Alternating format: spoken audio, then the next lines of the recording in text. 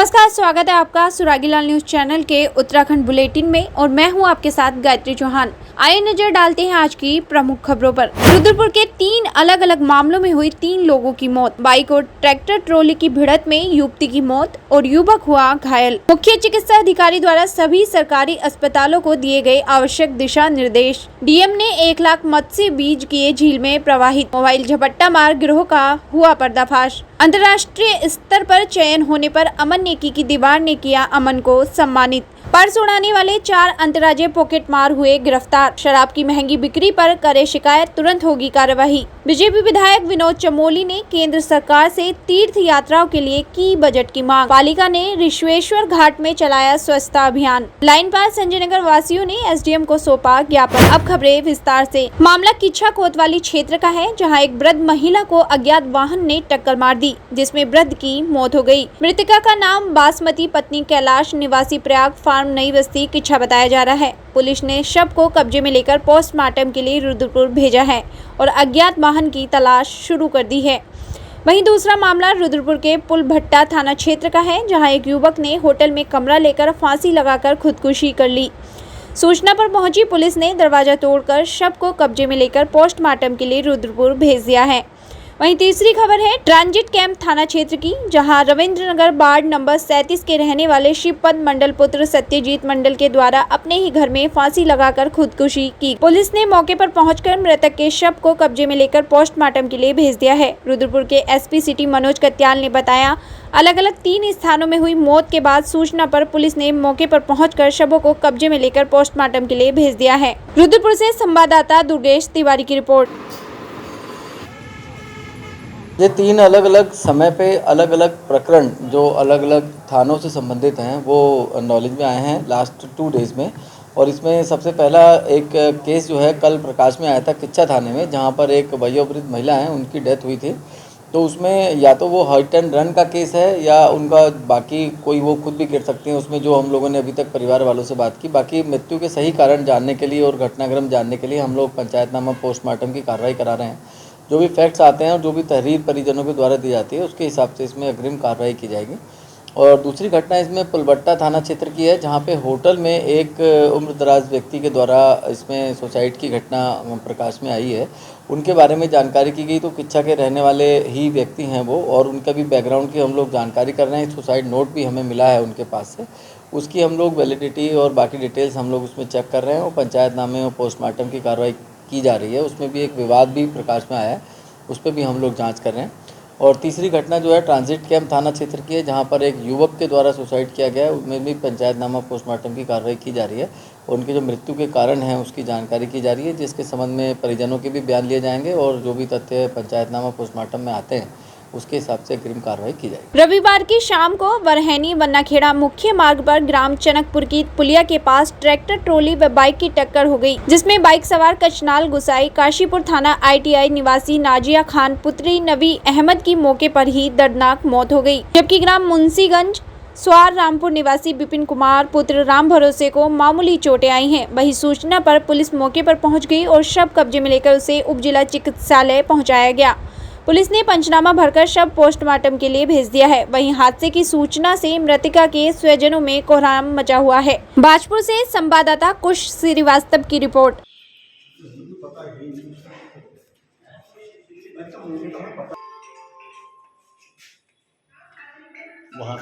गर्मी के मौसम के चलते एक और लोगों का जीना मुहाल है, तो वहीं बीमारियों ने भी लोगों के बीच दस्तक देनी शुरू कर दी है, जिसको लेकर स्वास्थ्य विभाग काफी अलर्ट मोड पर है। इसी के चलते मुख्य चिकित्सा अधिकारी द्वारा सभी सरकारी अस्पतालों को आवश्यक दिशा निर्देश दिए गए हैं। रुद्रपुर से संवाददाता दुर्गेश तिवारी की रिपोर्ट।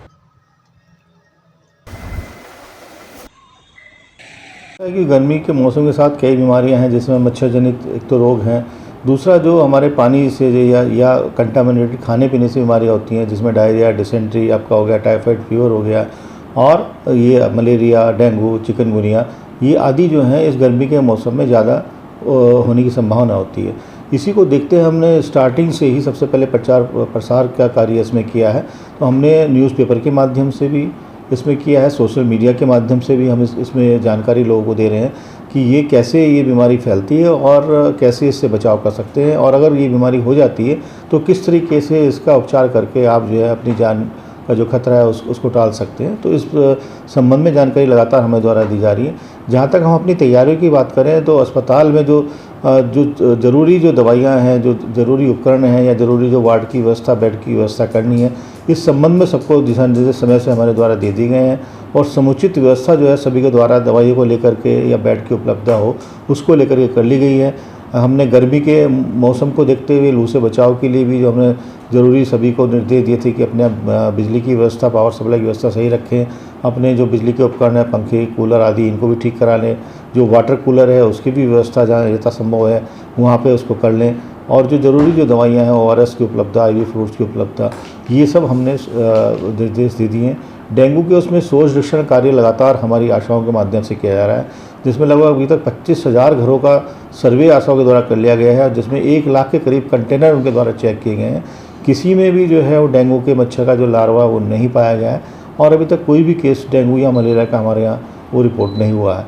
तो लगातार हमारे द्वारा कार्रवाई जारी है और इसमें हमारे डेंगू रैपिड जो टेस्ट किट है वो भी हमारे यहाँ उपलब्ध उसमें करा दी गई है। मच्छरदानी की उपलब्धता है, जो फॉगिंग मशीन है उसकी भी यहाँ उपलब्धता है, और जो हम स्प्रे करते हैं घर में जा करके वो स्प्रे मशीन भी हमारे यहाँ पे उसमें उपलब्ध है। और नगर निगम द्वारा भी प्रत्येक दिवस जो है वो कार्य फॉगिंग का और स्प्रेइंग का कार्य किया जा रहा है। और डेली जो रिपोर्टिंग है हमारे, हमने एक सर्वेलेंस ग्रुप अपना बनाया हुआ है, डेंगू सर्वेलेंस ग्रुप करके, उसमें लगातार जो एक्टिविटी आशाओं के या नगर निगम नगर पालिका के माध्यम से की जा रही है उसकी लगातार रिपोर्टिंग भी हमें प्राप्त हो रही है। लोहाघाट की प्रसिद्ध कोली ढेक झील को पर्यटन, रोजगार के साथ आर्थिक स्रोत बनाने की दिशा में मत्स्य विभाग एक कदम और आगे बढ़ा है। सोमवार को जिलाधिकारी नवनीत पांडे द्वारा मत्स्य विभाग की ओर से कॉमन ग्रास एवं लेमन ग्रास प्रजाति की मछलियों के 1 लाख मत्स्य बीज झील में प्रवाहित किए गए। यह झील यहां पर्यटकों के लिए चुंबकीय आकर्षण का केंद्र बनने के साथ प्रारंभिक चरण में नौका संचालकों समेत 50 लोगों को सम्मानजनक ढंग से जीवन यापन करने के अवसर दे रही है। मत्स्य निरीक्षक KS बगड़वाल के अनुसार झील के जल में स्थिरता आने के बाद इसमें और मत्स्य बीज डाले जाएंगे। लोहाघाट से संवाददाता लक्ष्मण बिष्ट की रिपोर्ट। प्रयास है कि हमारी जो कोली ढेक झील है, जो इस समय जनपद चंपावत का एक प्रमुख आकर्षण के रूप में उभर के आई है, उसको हम और कैसे उसमें वैरायटी ला सकें, उसको और कैसे सस्टेनेबल बना सकें। तो आज ये मत्स्य विभाग की तरफ से करीब 1 लाख सीडलिंग जो है वो कार्प की आज यहाँ इंट्रोड्यूस की गई है इस लेक में। ये सतत प्रक्रिया है और हम लोग एफर्ट्स देख रहे हैं कि इसको क्या हम एक सस्टेनेबल रूप में इस कार्प को हम लोग क्या किसी हार्वेस्टिंग के रूप में हम इसका कोई मॉडल बना सकते हैं, नहीं बना सकते हैं। इस और एक प्रयास किया गया है।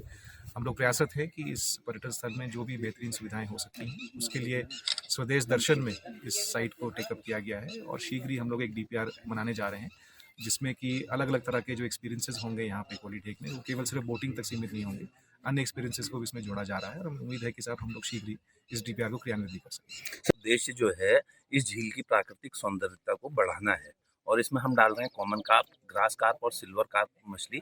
और इसमें ज़्यादा मछली जो है वो कॉमन कार्प है, क्योंकि कॉमन कार्प जो है इस झील के आकार को बढ़ाने में भी सहायक है। वो जनरली खोदती है मिट्टी को, तो हमने उस मछली की मात्रा ज़्यादा रखी है। ये 1 लाख मत्स्य बीज का संचय किया जा रहा है और ये जिला योजना के माध्यम से किया जा रहा है और मत्स्य विभाग की ये सबसे महत्वपूर्ण गतिविधि होती है जो साल भर चलती है, टाइम बाउंड होती है और ये समय सबसे उपयुक्त समय होता है मत्स्य बीज संचय का। तो इसी के चलते ये आज प्रथम चरण में हम मत्स्य बीज संचय कर रहे हैं कोली ढेक झील में। रुद्रपुर कोतवाली पुलिस ने मोबाइल झपट्टा मार गिरोह का पर्दाफाश करते हुए 2 लोगों को गिरफ्तार किया है। पुलिस ने दोनों के कब्जे से आधा दर्जन से अधिक मोबाइल और चोरी की 2 बाइकें बरामद की। पुलिस दोनों आरोपियों को न्यायालय में पेश कर जेल भेजने की कार्रवाई कर रही है। SSP मंजुनाथ TC ने घटना का खुलासा करते हुए बताया कि क्षेत्र में मोबाइल छीनने की घटनाएं लगातार बढ़ रही हैं। उन्होंने घटनाओं को रोकथाम के लिए अधीनस्थों को निर्देश दिए हैं। रुद्रपुर से संवाददाता दुर्गेश तिवारी की रिपोर्ट। तो घातक बल प्रयोग करके इनसे iPhone 14 लगभग 1.5 लाख रुपए का कीमती iPhone 14 ये लूट के ले जाते हैं। तो 2 लोगों के ऊपर अज्ञात में हमने लूट का मुकदमा हमने तत्काल संज्ञान में लेते हुए पंजीकृत किया। तुरंत हमारी सारी टीमें एक्टिवेट हो गई, CCTV, CDR और विभिन्न तकनीकी साक्ष्यों को भी एकत्रित किया। तो मैनुअल, टेक्निकल और सर्वेलांस के माध्यमों से हमने तहकीकात करके, हमने इन्वेस्टिगेशन करके तो इस घटना का त्वरित अनावरण किया है। बहुत जल्दी अनावरण करके 2 लोग आइडेंटिफाई हो गए हैं। एक है संजू और एक दूसरा है अंशु। क्या नाम है उसका? अंशु। तो ये साथियों, ये संजू और अंशु ये वही लोग हैं जिन्होंने सिरकुल ढाल में बहुत बैक टू बैक विभिन्न मोबाइल लूट की घटनाओं को कारित किया। और जब चेकिंग चल रहा था, हमने पुलिस ने जब पिछले साल जब चेकिंग चला रहे थे, चेकिंग करके घेराबंदी करके चेकिंग कर रहे थे, तो जो चेकिंग टीम में जो तैनात दरोगा है हमारा मोहन भट्ट, उनके ऊपर घातक हमला करते हुए, उनके ऊपर जान के मारने की नीयत से, तो उनके ऊपर घातक हमला करते हुए उनके ऊपर बाइक चढ़ा के बार बार रिपीटेडली बाइक चढ़ा के खड्डे पीछे धकेल के फिर उसको ऊपर दीवार के सटका दिया था उन्होंने। तो कुल मिला के इनके ऊपर 307 का मुकदमा है सब इंस्पेक्टर के ऊपर घातक हमला करने का। उसके अलावा मल्टीपल लूट्स का मुकदमा है। ये वही 2 अभियुक्त है। तो अब इस वाले घटना का सफल अनावरण भी हुआ है और इनके कब्जे से एक iPhone 14 के अलावा 9 विभिन्न मोबाइल्स तस्दीक हुआ है। इनका ओनर्स को हम ट्रेस आउट कर रहे हैं और उन्होंने कहीं एप्लीकेशन दिया होगा, यदि नहीं दिया होता तो उनको कांटेक्ट करके उनसे एप्लीकेशन प्राप्त भी करेंगे, हम मुकदमा भी दर्ज कराएंगे, क्योंकि ये जेन्युइन ओनर्स रहते हैं और इनसे एप्लीकेशन यदि ये प्राप्त नहीं हुआ है तो we will definitely contact them and we will take applications from them, क्या हुआ है क्या नहीं हुआ करके। इसकी वेरिफिकेशन की प्रक्रिया चल रही है। साथ में 2 बाइक्स हैं। ये बाइक्स भी कहीं से लूट के ही लेके आए हैं, ये 100% है। तो ये जानकारी में आया है। ये कहाँ से लूट के आए हैं अभी पता नहीं रहे, उसकी भी इन्वेस्टिगेशन अभी हो रही है, जाँच अभी चल रही है। तो इनके ऊपर अभी गैंगस्टर की भी कार्रवाई हम करेंगे। राजकीय इंटर कॉलेज रामनगर के 12वीं की कक्षा पास करने वाले अमन कुमार का मॉडर्न पेंटाथलॉन लेजर रन विश्व चैंपियनशिप 2024 में झेंगझोउ चाइना में चयन हुआ है। अमन के चयन होने पर नेकी की दीवार की ओर से उन्हें सम्मानित किया गया। कार्यक्रम के दौरान नेकी की दीवार के संयोजक ताराचंद्र घिरलियाल ने अमन कुमार को बधाई देते हुए 11,000 रुपये की नकद धनराशि सौंपी। रामनगर से संवाददाता राजीव अग्रवाल की रिपोर्ट। हाँ बिल्कुल, रामनगर जैसे शहर से इस तरह की प्रतिभाओं को बढ़ाने का जो काम यहाँ की जो हमारी समाजसेवी संस्थाएं हैं तो उनके द्वारा निरंतर किया जाता रहा है। तो उसी कड़ी में ये अमन कुमार जो हैं बहुत गरीब परिवार से, यहाँ पर पुछड़ी में आप रहते हैं और आपके द्वारा पिछले दिनों सितंबर 2023 में इनके द्वारा तैराकी के माध्यम से कक्षा 12th के ये छात्र रहे हैं और उसके बाद अमरावती महाराष्ट्र में इन्होंने प्रतिस्पर्धा को जीता है। और जैसा कि अभी भल्ला सर ने भी बताया कि जो हमारा पेंटाथलॉन जो गेम है उसमें आपका लेजर रन और शूटिंग, उसमें इस बच्चे ने जो है क्वालिफाई किया है और ये उत्तराखंड का प्रतिनिधित्व करने जा रहे हैं। आगामी 7 जून को चाइना में ये प्रतिस्पर्धा होगी और इसमें रामनगर की ओर से इनको आगे बढ़ाने का प्रयास नवेंदु मटपाल जी, भल्ला सर, उनके कोच और हमारी नेकी की दीवार की टीम के सारे मेंबर्स, उसमें राजेश पाल जी हैं, हमारे ब्रांड एम्बेसडर गोविंदर सिंह जौहल हैं, हमारी सारी टीम के सदस्य हैं। तो हमने एक पहल की है और आपके चैनल के माध्यम से हम रामनगर के सभी नागरिकों से अपील करेंगे कि जैसा कि बताया जा रहा है कि इस बच्चे को चाइना भेजने में कुल 2 लाख रुपए का खर्च है, तो उसमें हम सभी को जनता की सहभागिता से ही, जन सहभागिता से ही हम इस बच्चे को चाइना में जो एक इंटरनेशनल गेम्स की जो प्रतिस्पर्धा है उसमें इस बच्चे को भाग लेना है, इसको भेज सकेंगे ऐसे हमें उम्मीद है। और अगले 10 दिनों में इस बजट को हमें जुटाना है। आज एक छोटी सी धनराशि 11,000 रुपये के माध्यम से नेकी की दीवार ने एक पहल की है।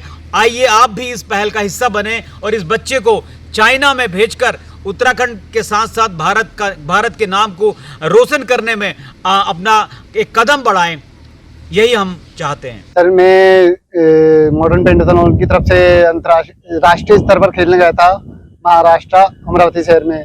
तो इसमें चाइना का सिलेक्शन हुआ। सर यहाँ तक पहुँचने के लिए सर मैं बहुत आभारी हूँ और पंकज भल्ला सर ने मेरे यहाँ तक पहुँचने में बहुत सर ने सर आर्थिक सहयोग करा। मैं इनका बहुत आभारी हूँ। चाहे तो एक साथ होनी चाहिए, सब लोग एक साथ बैठना ही नहीं चाहते। पापा ट्राई दिस। लो सब लपक ली।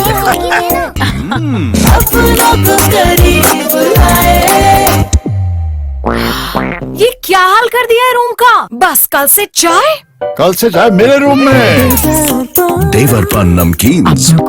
शहर में लोगों की जेब से पर्स उड़ाने वाले 4 अंतर्राज्यीय पॉकेट मार को पुलिस ने गिरफ्तार किया है। बीते दिवस शहर के आदर्श नगर कॉलोनी बमोरी निवासी मुकेश कुमार सक्सेना की जेब पर पॉकेट मार ने कालू स्थित बाबा के मंदिर के पास हाथ साफ कर दिया। वहीं पुलिस ने तुरंत जांच करते हुए FTI बाईपास के पास से 4 लोगों को गिरफ्तार कर लिया। इन चोरों के पास से पुलिस को चोरी किए हुए पर्स में रखी 8,000 की रकम सहित आधार कार्ड, पैन कार्ड बरामद हुआ।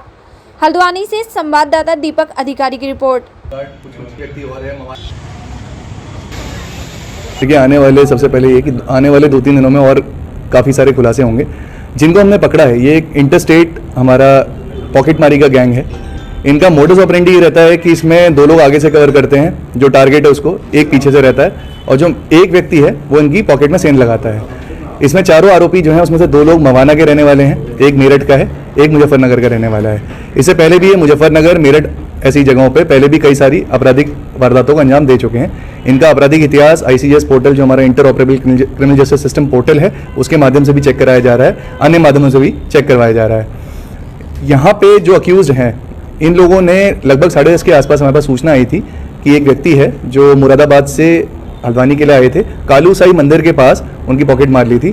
कुछ ही घंटों में पुलिस ने, जो हमारी पुलिस टीम है, इसमें दिनेश जोशी हैं और मंगल पड़ाव चौकी की टीम है, इन्होंने कुछ ही घंटों में इस केस को वर्कआउट किया है।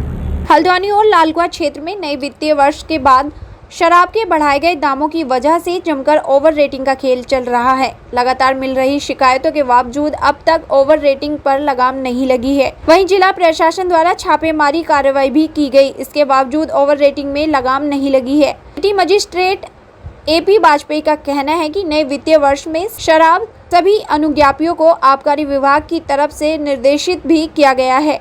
हल्द्वानी से संवाददाता दीपक अधिकारी की रिपोर्ट। ये नया वित्तीय वर्ष शुरू होने के बाद से जो शराब की दरें हैं उसमें 30 रुपये से लेकर 170 रुपये की वृद्धि हुई है।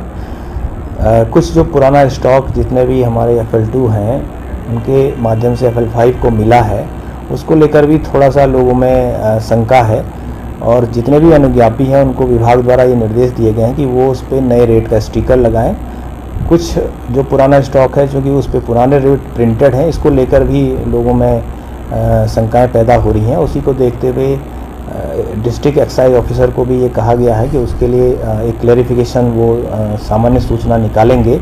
साथ ही जहां पर भी ओवर रेटिंग की शिकायतें आ रही हैं उसको ऑनलाइन और ऑफलाइन दोनों माध्यमों से भी वेरीफाई कराए जा रहे हैं। अगर कहीं पर शिकायतें मिल रही हैं तो उनके विरुद्ध कार्रवाई की। बीजेपी विधायक विनोद चमोली ने केंद्र सरकार से तीर्थ यात्राओं के लिए बजट की मांग की है। उनका कहना है कि केंद्र सरकार को कम से कम प्रदेश को 1,000 करोड़ का बजट देना चाहिए।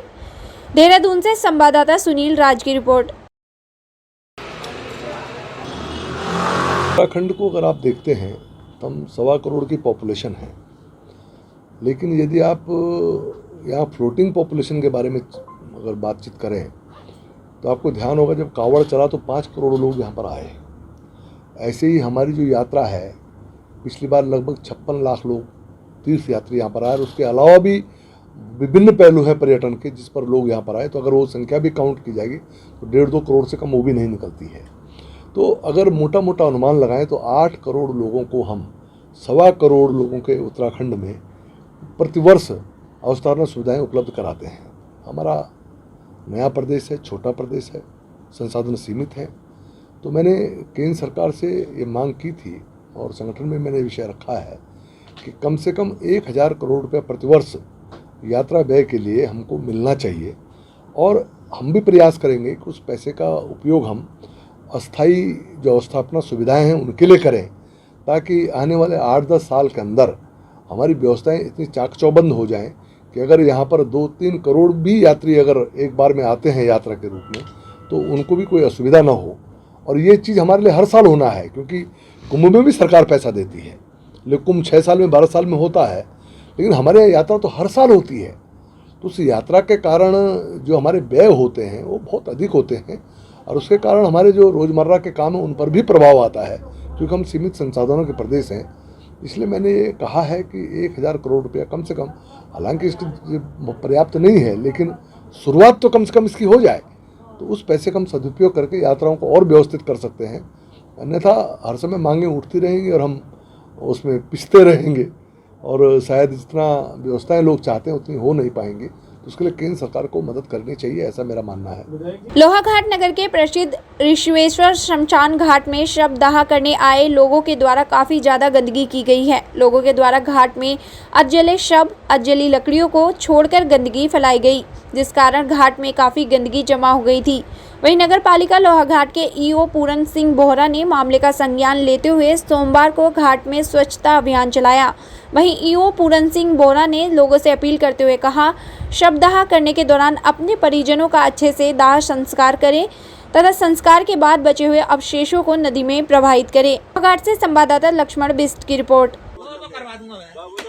द्वारा लगातार शहर के अंतर्गत जो जितनी भी नालियां पड़ी हैं उनकी भी सफाई की जा रही है। साथ ही साथ जो आम जनता की जो अनुरोध किया था उनके द्वारा, तो उसी के क्रम में हमारे द्वारा जो ये शमशान घाट है इसकी भी सफाई की जा रही है और कंटिन्यू सफाई की जाएगी। साथ ही मेरा जो यहाँ पर लोग मुर्दे दियाल लाते हैं उनसे भी अनुरोध है कि अपना मुर्दे जलाने जो भी होने के बाद उसके अपना वो सफाई कर दें यहाँ पर, ताकि मतलब भविष्य में इस टाइप की गंदगी न होने पाए। चाहे तो एक साथ होनी चाहिए, सब लोग एक साथ बैठना ही नहीं चाहते। पापा, ट्राई दिस। लो, सब लपक लिए।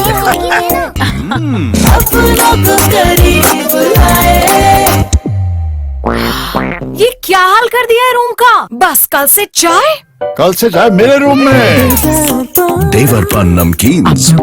लाइन पास संजय नगर विकास एवं कल्याण समिति के कार्यकर्ताओं ने आज एसडीएम प्रशासक नगर पंचायत लालकुआ से मुलाकात करते हुए नगर पंचायत लालकुआ से सटी कॉलोनी लाइन पास संजय नगर क्षेत्र को नगर पंचायत में शामिल किए जाने की मांग करते हुए 1975 में जारी शासनादेश का पालन करते हुए नगर पंचायत की सुविधाएं मुहैया कराने की मांग को लेकर ज्ञापन सौंपा। वहीं मामले पर एसडीएम पारितोष वर्मा ने कहा कि पूर्व में जारी शासनादेश का परीक्षण किया जा रहा है। हल्द्वानी से संवाददाता दुर्गेश तिवारी की रिपोर्ट। संजय नगर के जो क्षेत्रवासी हैं उनके द्वारा पूर्व भी इस तरह का ज्ञापन दिया गया है। एक तो इनका द्वारा जिस शासनादेश का उल्लेख किया जाता है उसका परीक्षण किया जा रहा है, साथ ही उनका जो ज्ञापन है उसको शासन को प्रेषित किया जा रहा है। लेकिन निकाय चुनाव की अभी तिथि घोषित नहीं हुई है और संजय नगर वालों की मांग जो है वो पहले से इस संबंध में ज्ञापन देता है, तो संजय नगर वालों की मांग पर प्रत्यक्ष से कार्रवाई की जा रही है। शासनादेश 1975 में जारी हुआ था जिसका पालन कराए जाने के लिए आज यहाँ पर एक ज्ञापन दिया गया है एसडीएम साहब को, और जो कि प्रशासक भी हैं नगर पंचायत के, तो उनको ज्ञापन दिया गया है, उसमें उनका पालन करने के लिए कहा गया है। साथ ही निकाय चुनाव नज़दीक है तो उससे पहले नगर पंचायत में शामिल करने के लिए लाइन पर संजय नगर के वासी हैं, सैकड़ों की संख्या में वहाँ निवास करते हैं, वहाँ किसी प्रकार की सुविधाएं नहीं मिल पा रही हैं। इससे पूर्व भी यहाँ पर एक जो शासनादेश हुआ था उसका भी पालन नहीं हुआ, जो कि राजेश ग्राम के लिए हुआ था। तो इन सब चीज़ों को शासनादेश जारी होने के बावजूद भी अभी तक यहाँ पर कोई कार्रवाई नहीं की गई है, जिसको लेकर यहाँ के जागरूक नागरिकों ने यहाँ पर एक ज्ञापन सौंपा है और इनसे मांग की है कि यहाँ पर जल्द से जल्द नगर पंचायत में शामिल किया है लाइन पर संजय नगर को, और यहाँ की जो सुविधाएं हैं हाउस टैक्स वगैरह जो उसको सुचारू रूप से किया जाए। हम लोग इसलिए आए हैं कि हमारा जो लाइन पर संजय नगर लालकुआ में एक बस्ती है वो नगर पंचायत सीमा से जानबूझकर के बाहर की गई है। तो हम पुराने शासनादेश जिसमें राजेश ग्राम घोषित किया गया था उसके बिहाफ में हमने माननीय प्रशासक महोदय को ज्ञापन दिया है कि हम ऑलरेडी पूर्व से ही नगर पंचायत सीमा के अंतर्गत आते हैं, लिहाजा हमें नगर पंचायत सीमा के जो लाभ हैं वो हमें दिए जाए, हमें हमारे हाउस टैक्स लगाए जाए, हमें मतदाता सूची में हमारे नामों को शामिल किया जाए। इस संबंध में हमने माननीय महोदय को ज्ञापन दिया है। देखिए 1975 में एक आदेश हुआ था कि लालकुआ को नगर पंचायत की सीमा नगर पंचायत बनाया जाए, तो नगर पंचायत तो बनाया गया लेकिन कुछ हिस्सों को छोड़ दिया गया। जब से हम लोग वंचित है और हम लोगों की नॉलेज में ये बात आई नहीं, और जब नॉलेज में आई है तो हम प्रशासन को और लोगों सबको आगाह कर रहे हैं भाई हमें इस समय से इससे वंचित रखा गया और इसको हमें नगर पंचायत में शामिल किया जाए। और अब प्रशासन अब ये कह रहा है, प्रशासन कहता है कि हमें अभी तक पता ही नहीं था भाई कहाँ तक है कहाँ तक नहीं है। अब प्रशासन को हम जागरूक कर रहे हैं कि भाई हम खुद आपको ले रहे हैं कि हम यहाँ तक हैं और ये शासन आदेश है, तो इसलिए हम तो हर चीज़ को तैयार हैं कि भाई हाउस टैक्स देने को तैयार है, आपको टैक्स देने को तैयार है, लेकिन हम इस तरीके से रह रहे हैं वहाँ पे गंदगी में इस तरीके के साथ रह रहे हैं। ना नगर पंचायत की सुविधा है ना किसी की और सुविधा है, हम तो सुविधा ही मांग रहे हैं सिर्फ, और नगर पंचायत से कह रहे हैं हमें नगर पंचायत में शामिल कर लो, हम आपको सबको देने को तैयार हैं। अब प्रशासन क्या करता है, हमने ज्ञापन दिया है इसी में आज के लिए इतना ही, और अन्य अपडेट्स के लिए जुड़े रहिए सुरागीलाल न्यूज चैनल के साथ। धन्यवाद।